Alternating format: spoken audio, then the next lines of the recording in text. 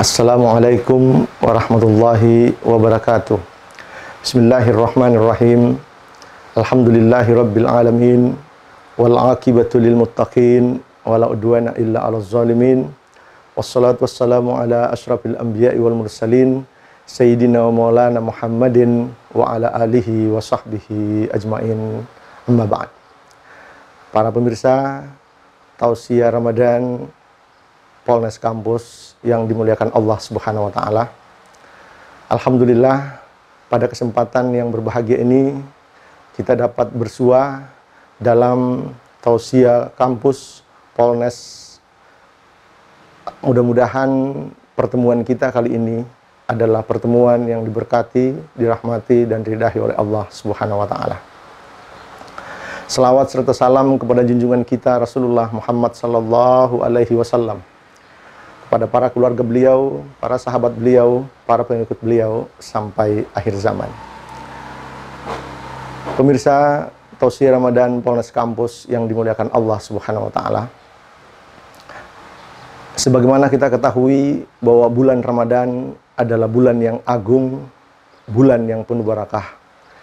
Sesuai dengan sabda Rasulullah sallallahu alaihi wasallam, "Syahrul Ramadan syahrun mubarak." Bulan Ramadan itu adalah bulan yang penuh berkah.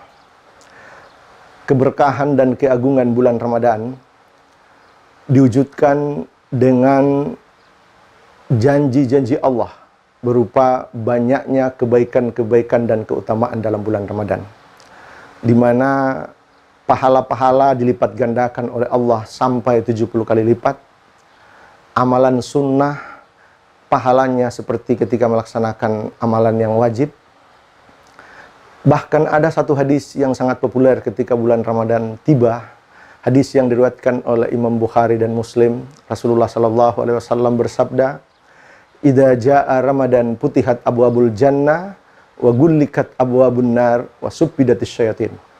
Artinya, apabila bulan Ramadan tiba, pintu-pintu jannah, pintu-pintu surga terbuka.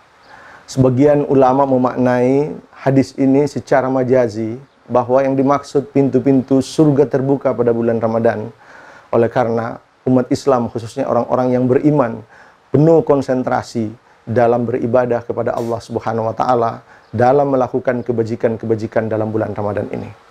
Nah, kita tahu kebajikan-kebajikan itulah yang akan mengantar masuk ke dalam surga. Bukankah Rasulullah sallallahu alaihi wasallam telah bersabda, "Wa innal birrah yahdi ilal jannah," bahwa kebajikan-kebajikan akan mengantar dan membawa kita masuk ke dalam surga Allah Subhanahu wa taala. Hadis berikutnya mengatakan pintu-pintu neraka tertutup. Sebagian ulama juga memaknai hadis ini secara majazi bahwa maksudnya neraka tertutup pada bulan Ramadan oleh karena seluruh umat Islam, orang-orang yang beriman pada waktu itu semua terfokus melaksanakan kebaikan-kebaikan dan tidak mau terjerumus dalam melakukan perbuatan-perbuatan yang dilarang oleh Allah serta kemaksiatan, sehingga dia akan terhindar dari neraka. Dan inilah yang dimaksud dalam hadis Nabi yang lain, "Wa innal fujura yahdi ilan nar," bahwa kemaksiatan-kemaksiatan akan mengantar manusia masuk ke dalam neraka. Kemudian hadis ini ditutup dengan pernyataan Rasulullah, "Wa suffidatis syayatin." Dan bulan Ramadan ini setan-setan terbelenggu dalam bulan Ramadan. Untuk setan ini ada dua penafsiran pendapat para ulama. Ada yang mengatakan bahwa ini sesuai dengan artinya bahwa memang setan-setan terbelenggu. Tapi ada setan tertentu yang dibelenggu oleh Allah pada bulan Ramadan. Dalam hadis yang lain disebutkan maradatus syayatin, yakni setan-setan yang bernama maradah, kelompok-kelompok elitnya setan, kelompok-kelompok kelas kakapnya setan. Inilah yang akan dibelenggu ketika datang bulan Ramadan sebagai keutamaan bulan Ramadan. Tapi ingat, masih ada setan-setan kelas terinya yang berkeliaran. Ada juga ulama memaknai maksud di sini secara majazi bahwa setan terbelenggu pada bulan Ramadan. Kenapa? Oleh karena pada waktu itu umat Islam, khususnya orang-orang yang beriman, fokus dan konsentrasi beribadah, sehingga tidak mungkin setan dan bubuhannya akan mampu mempengaruhinya untuk melakukan perbuatan-perbuatan yang dilarang oleh Allah Subhanahu wa taala. Pemirsa Tausiah Ramadan Polnes Kampus yang dimuliakan Allah Subhanahu wa taala. berkaitan dengan tema tentang setan dan cara menghadapi godaan setan ini, inilah yang akan menjadi kajian kita pada pertemuan kali ini. Pemirsa Tausiah Ramadan Polres Kampus yang dimuliakan Allah Subhanahu wa taala. Sebagaimana kita ketahui bahwa setan adalah merupakan musuh yang paling utama, pengganggu yang paling nomor satu bagi manusia untuk melakukan kemaksiatan dan pelanggaran atas perintah Allah dan Rasul-Nya. Di dalam Al-Quran, banyak ayat memperingatkan kepada kita agar hati-hati dan menghindari dan menjauhi gangguan syaitan. Antara lain di surah Al-Baqarah ayat 208 Allah berfirman, "Wala tattabi'u khutuwatis syaitan, innahu lakum aduun mubin." Janganlah kalian mengikuti langkah syaitan, karena sesungguhnya setan itu adalah musuh-musuh yang nyata bagi kalian. Pemirsa Tausiah Ramadan Polres Kampus yang dimuliakan Allah Subhanahu wa taala. Bahwa kita ketahui bahwa setan ini adalah musuh yang utama, dan musuh itu dimulai sejak iblis dilaknat oleh Allah Subhanahu wa taala, diusir dari rahmat Allah Subhanahu wa taala akibat tidak mau bersujud kepada Nabi Adam waktu diperintahkan oleh Allah bersujud kepadanya.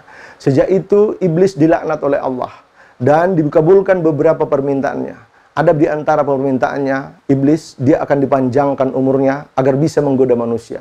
Kemudian dia pun akan menggoda manusia, dan itu juga diberikan kesempatan oleh Allah. Diabadikan dalam surah Al-A'raf ayat 17, di mana cara iblis menggoda manusia, "Tsumma la'atiyannahum min baini aydihim wa min khalfihim wa an aymanihim wa an syama'ilihim wa la tajidu aktsarhum syakirin."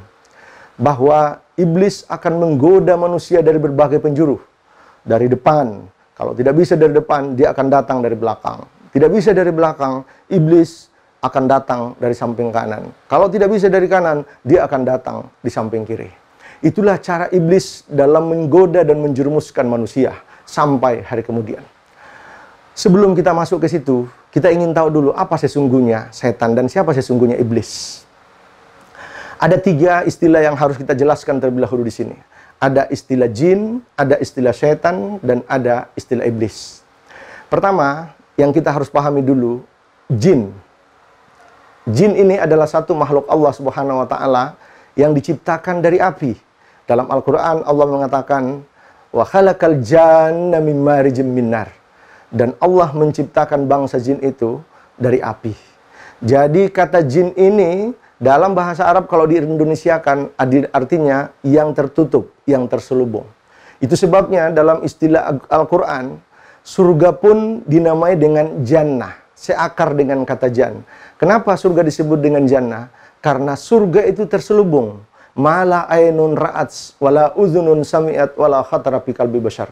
Keindahan, kenikmatan surga sampai sekarang tidak pernah dilihat oleh mata, tidak pernah didengar oleh telinga, tidak pernah terbetik oleh hati akan keindahannya. Makanya disebut dengan jannah. Bayi pun yang ada dalam kandung rahim seorang wanita, dalam istilah Al-Quran juga disebut dengan kata janin, seakar dengan kata jan. Kenapa bayi dalam kandungan disebut dengan janin? Oleh karena bayi itu dalam kandungan wanita juga tertutup, terselubung.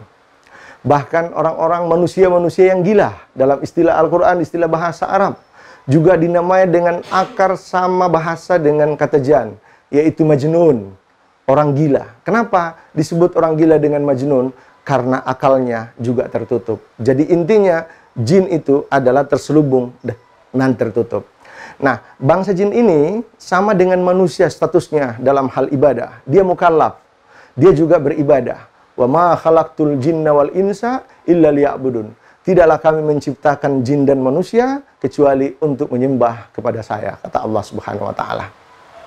Jadi jin, ada jin yang beriman, ada jin yang kafir, ada juga jin yang munafik, dan seterusnya, sama persis dengan manusia. Cuma bedanya, jin diberikan oleh Allah Subhanahu wa taala umur yang panjang, mungkin ratusan tahun, bahkan ribuan tahun.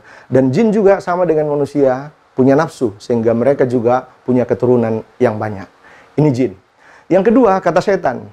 Nah, setan ini, ada ulama mengatakan itu diambil dari kata syatanah. Apa itu syatanah? Satana itu artinya yang jauh dari kebenaran, jauh dari Allah. Jadi sesungguhnya dalam konteks ini, kalau satana itu jauh dari kebenaran, jauh dari Allah, bahwa setan sesungguhnya adalah sifat yang jauh dari Allah, jauh dari nilai-nilai kebenaran. Karenanya yang namanya setan ada dua kelompok, ada setan yang dari manusia dan ada setan yang dari bangsa jin. Minal jinnati wan nas. Sebagian dari bangsa jin dan sebagian dari manusia yang namanya setan itu. Kemudian yang ketiga, iblis. Apa itu iblis? Iblis, sebagian ulama mengatakan diambil dari kata pertama balasah. Apa artinya balasah? Mala khairun indahu. Tidak punya kebajikan sama sekali. Jadi iblis tidak layak untuk kita teladani, tidak layak untuk kita ikuti, karena tidak ada sama sekali baiknya. Yang kedua, iblis diambil dari kata ablasah menurut para ulama. Ablasah itu artinya orang yang berputus asa dari rahmat Allah. Karena dia disebut iblis, karena dia berputus asa dari rahmat Allah ketika dia tidak mau bersujud atas perintah Allah kepada dia untuk bersujud kepada Nabi Adam alaihissalam. Nah, iblis ini dari jenis mana dia? Apakah dari manusia atau dari jin? Mayoritas ulama mengatakan bahwa iblis berasal dari bangsa jin. Karena ada ayat menyebut dalam Al-Quran, kana minal jinni papasika an rabbihi. Iblis itu dari bangsa jin, tapi dia mendurhakai Allah Subhanahu wa taala. Dan kelebihannya lagi, kalau jin masih ada umurnya mungkin terbatas, tapi jin, iblis oleh Allah Subhanahu wa taala akan diberikan umur yang panjang sampai hari kemudian untuk selalu menggoda dan mengganggu manusia. Pemirsa Tausiah Ramadan yang dimuliakan Allah Subhanahu wa taala. Nah, tentu pertanyaan, bagaimana cara kita kembali? Bagaimana cara menghadapi gangguan iblis beserta setan pengut-pengutnya itu? Karena tadi disebutkan di surah Al-A'raf ayat 17, setan iblis akan selalu menggoda manusia, menjerumuskan manusia dari 4 penjuru. Nah, Imam Fakhrul Razi dalam kitab tafsirnya Al-Kabir menjelaskan bahwa sesungguhnya ada celah. Iblis beserta pengikut-pengikutnya dari kaum setan dan bangsa jin tidak bisa menggoda dan mempengaruhi manusia. Ada 2 arah, yaitu arah di atas dan arah bawah. Apa yang dimaksud arah di atas? Kata Imam Fakhrul Razi, yang dimaksud arah di atas itu, setan iblis tidak mampu menggoda manusia adalah dengan banyak berdoa. Kemudian apa yang dimaksud dengan arah bawah? Yang dimaksud arah bawah itu, iblis beserta setan dan pengikut-pengikutnya tidak mampu menggoda manusia adalah dengan banyak bersujud kepada Allah Subhanahu wa taala atau dengan salat. Lalu kemudian seorang ahli tafsir kontemporer, Imam Mutawalli Sya'rawi, ketika menjabarkan ayat di atas, beliau mengatakan bahwa ada cara, satu-satunya cara yang bisa menyelamatkan kita, menghindarkan kita dari godaan dan gangguan setan beserta iblis adalah satu saja cara. Apa cara itu? Cara itu adalah ma'iyatullah, selalu bersama dengan Allah Subhanahu wa taala. Jadi bisa kita ambil kesimpulan, kalau kita ingin menghadapi gangguan dan godaan setan, ada 3 cara yang bisa kita pakai. Yaitu pertama, banyak berdoa. Kedua, banyak bersujud alias banyak sholat. Dan yang ketiga, selalu dalam hati, tauhid kita, ma'iyatullah, selalu bersama dengan Allah Subhanahu wa ta'ala. Para pemirsa Tausiah Ramadan yang dimuliakan Allah Subhanahu wa ta'ala. Kita akan coba bedah secara singkat 3 unsur tadi. Yang pertama, doa. Doa ini adalah salah satu cara kita menghadapi gangguan dan godaan iblis beserta setan dan para pengikut-pengikutnya. Bahwa insya Allah dengan kita banyak berdoa, setan tidak akan mampu menggoda dan menjerumuskan kita ke dalam perbuatan maksiat. Kita kalau mempelajari sunnah-sunnah fi'liyah Rasulullah SAW, kita jumpati kenapa dalam ajaran Islam itu hampir semua adab perbuatan selalu ada adab, ada doa. Hampir seluruh aktivitas kita selalu ada adab, ada doa.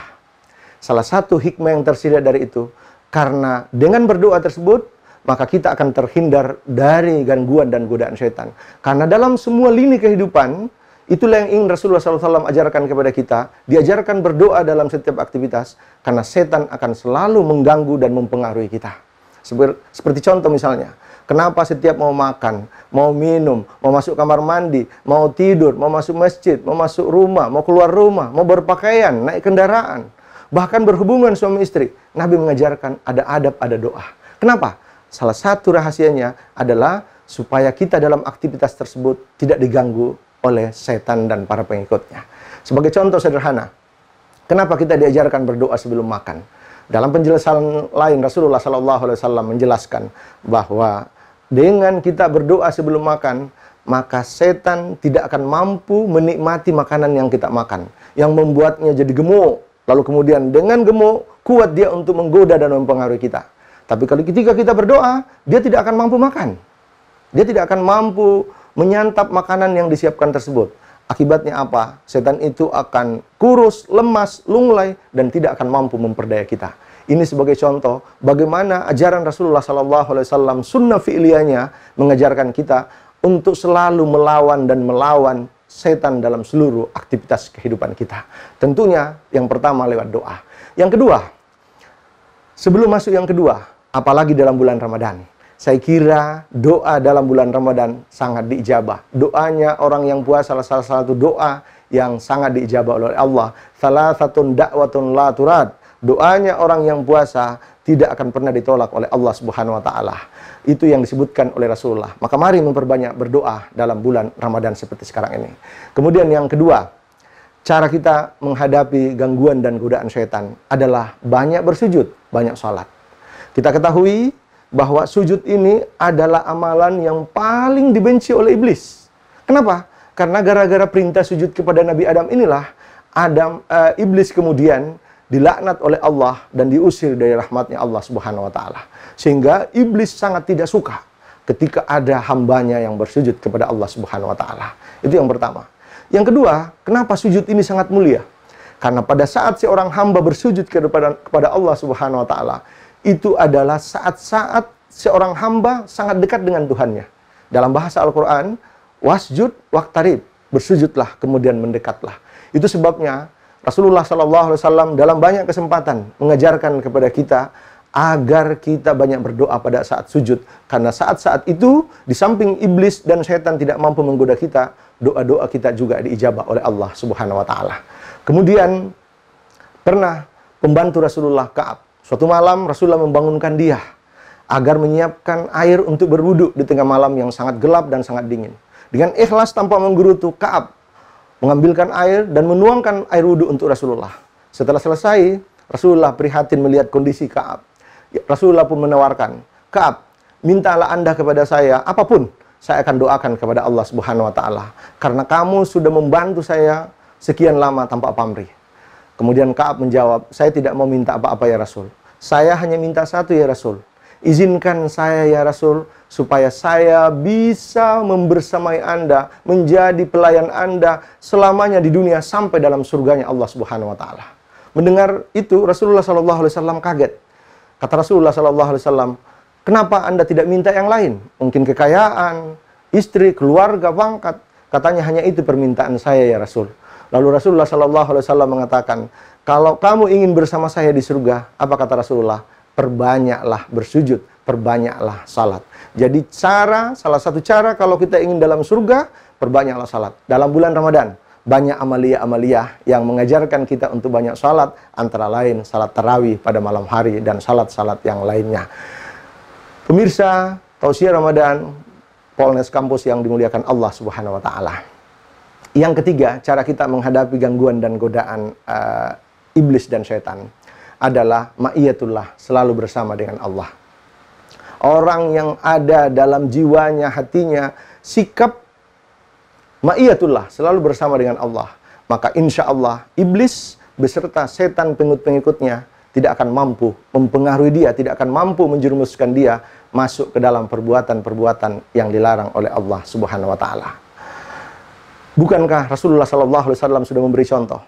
Ketika Rasulullah SAW dikejar oleh kaum kafir Quraisy, mereka semua sepakat akan membunuh Rasulullah. Rasulullah bersembunyi bersama Abu Bakar di Gua Thur pada peristiwa akan hijrahnya Rasulullah SAW. Ketika para kafir Quraisy yang akan membunuh Rasulullah SAW sudah berada dalam di depan gua tempat Rasulullah SAW tersebut, ketakutanlah Abu Bakar, menangis Abu Bakar. Kata Rasulullah SAW, jangan bersedih, Allah bersama kita. Turun kemudian firman Allah, idhuma fil ghari iz yaqulu li sahibihi la tahzan innallaha ma'ana. Jangan pernah takut, sesungguhnya Allah bersama kita. Kata-kata itulah Allah bersama kita yang membuat kemudian Abu Bakar menjadi merasakan sakinah, merasakan optimis, merasakan semangat bahwa Allah akan selalu bersama kita, maka kemudian kemenangan akan selalu bersama kita. Ketika kita bersama dengan Allah, insya Allah iblis, setan dan pengikutnya tidak akan mampu menggoda kita.